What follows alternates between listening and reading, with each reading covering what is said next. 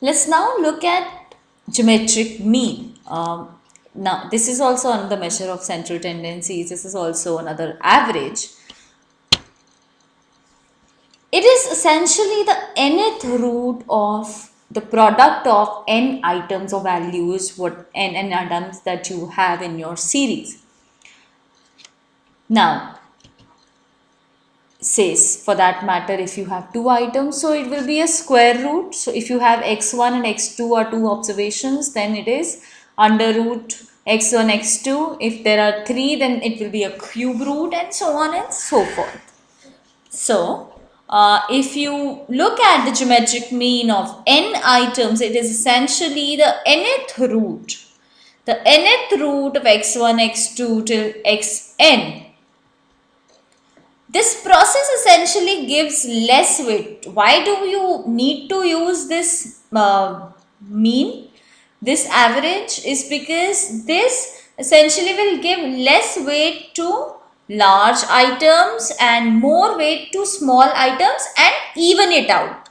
So, in case you have complete outliers in the series in multiplicative form, then this is used.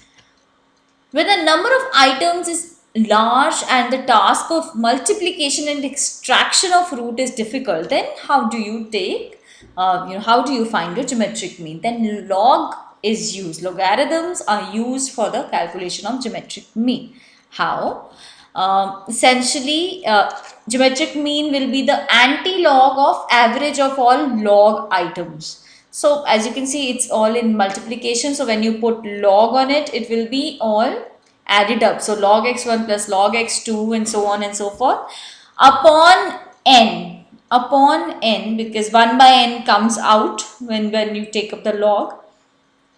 Antilog of that will give you geometric mean. Now let's look at a case of individual series. How do you calculate geometric mean of monthly income of 10 persons?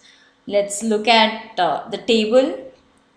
This is x is the income given to us of 10 people, so n is 10. So log x, after taking log values of this, geometric mean will simply be the anti-log value of the sum of all log x upon n. Log x upon n. So which gives you 169. 169 is the geometric mean, is the average income. What happens in case of a frequency distribution? In case you are given a frequency distribution like this, then let's make a frequency table which will look like this. Now, the class intervals, then you have the frequency between 1 to 10, the frequency is 8.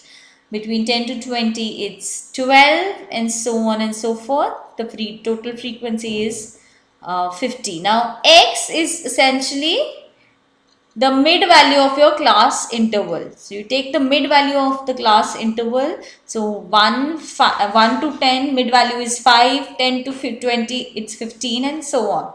And then you take up log x, and then you look at f of log x, f into log x.